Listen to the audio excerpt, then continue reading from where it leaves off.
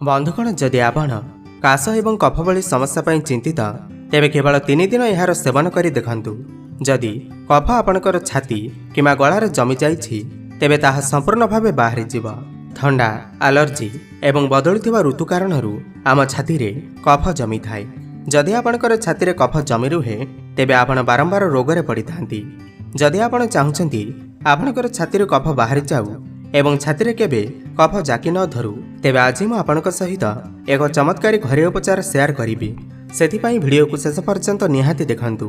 तेबे चलंतु जानिबा आपणकर कफ भली समस्या को दूर करिबा पाई आज ए रेमेडी केमिति बनाइबा एवं यार सेवन किपरि करिबा। ताहा पूर्व ए वीडियो को गोटे लाइक करंतु एवं आम चैनल को सब्सक्राइब करी पाखरे आसुथिबा बेल आइकन को मध्य प्रेस करंतु। आज ए रेमेडी बनाइबा पाई किछि तुलसी पत्र नै अछि एवं अल्प अदार प्रयोग करुअछि। यह सहित आज रेमेडी रे जो सब सामग्री प्रयोग हेबा ताहा आपणकर रोसई घरु बहुत सहजरे मिल जिव।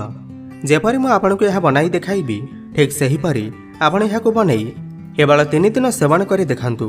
बहु वर्ष पुराना कफ आपणकर शरीर बाहरी जीव एवं आपणकु बहुत रिलैक्स मिलिब।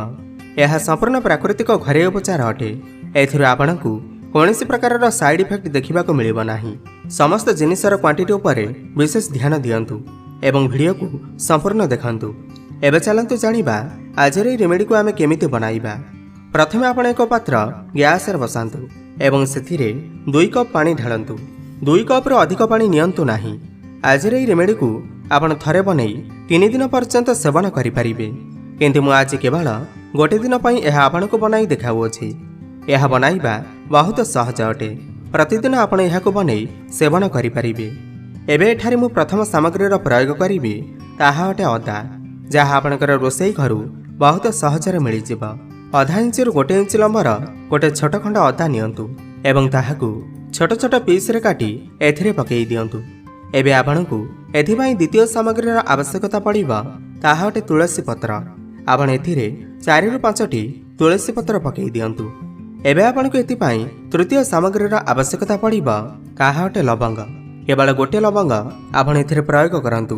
हेले मन रखंतु लवंगर फूल थिबा आवश्यक। बिना फूल वाला लवंग आपण एथिरे प्रयोग करंतु नाही। एबे आपण एथिरे 1 रु 2 टी गोलमरीच पकेई दियंतु। एहा आपणकर छाती रु कफ काढी देबा एवं आपणकर पेट गरम हेबाकू देबा नाही। एहा आपणकर इम्युनिटी को शक्तिशाली करिबा। अनेक प्रकार रे एहा आपणकर शरीर पई लाभदायक होई थाए। यह आपणकर थंडा काश को ठीक करि थाए। साथी रे जो मानकु कफ भली समस्या अछि सेमानक पई यह रामबाण घरे उपचार अटे।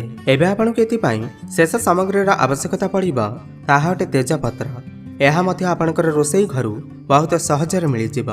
जो मानकर छाती रे कफ जमा होई रही अछि सेमाने एही रेमेडी रे तेजपत्रर प्रयोग निहाती करंतु। जदि केवल थंडा काश अछि तेबे तेजपत्रर प्रयोग एही रेमेडी रे न कले भी चलिबा। हेले कफ जदि आपणकर फुसफुस रे जमी होई रही अछि तेबे आपण तेजपत्रर प्रयोग एही रेमेडी रे निहाती करंतु। आपण गोटे छोट साइज र तेजपत्र नियंतु एवं एथिरे पकेई दियंतु। एहाको आपण लो फ्लेम रे फुटांतु। आमे एथिपाई 2 कप पानी नेइथिले। पानी फुटी फुटी 1 कप हेबा पर्यंत आपण एहाको फुटांतु। देखंतु एबे हमर एही पानी फुटी फुटी अधा होई गला। एबे आपण एहाको 1 कप को छाणी दियंतु। अल्प उषुम थिबा बेले आपण एहार सेवन करिबा आवश्यक। एबे आमे एथिरे गुड़र प्रयोग करंतु किमा आपण एथिरे महूर प्रयोग मध्य करि परिबे। महू आपणकर छाती रे जमा कफ गला संक्रमण एवं थंडा काश पई रामबाण होई थाए। आपण 1 चमच महू एथिरे मिसांतु। एबे आपण एहाकु भल भाबरे मिक्स करि दियंतु। एबे जानिबा आपण एहार सेवन किपरि करिबे। एहाकु आपण थरे सकाळ समय रे सेवन करंतु। सकाळ जेबे आपण चाहा पियंती चा बदल रे आपण एहार सेवन करि परिबे। देखिबे जेते भी कफ जमी थिबा ताहा बाहरी जीव। प्रथम थर सेवन द्वारा आपनको एथिरो बहुत अधिक फायदा देखिबा को मिलिबा। एहाको आपण दिन रे 2 थर सेवन करि परिबे, सकाळ एवं संध्या रे। जदि आपणकर बहुत अधिक कफ जाकी धरिछि तेबे आपण 3 दिन पर्यंत दिन को 2 थर आपण एहार सेवन करंतु। 3 दिन रे आपणकर शरीर रे जमा समस्त कफ बाहरी जीव। जदि आपण चाहुचंती आपणकर शरीर रे आउ केबे कफ न जमु तेबे एहा सहित आपणकु आउ किछि कथार ध्यान रखिबाकू पड़िबो। जो मानकु कफ भली समस्या बारंबार होई थाए सेमाने ठंडा जिनिस अवॉइड करंतु। अधिक ठंडा जिनिस आदम खांतु नाही। फ्रिज्रु काढ़ी कौन भी खाद्य पदार्थ तुरंत खातु नहीं। ता छड़ा जदि आपको केबे लगे आपणकर शरीर में कफ जमी जाइछि तेबे आपण आज रेमेडी को बनै 2 ରୁ 3 दिन सेवन करंतु। देखिबे आपणकर छाती एवं गଳାରେ जमा होइतिबा समस्त कफ बाहरी जीव।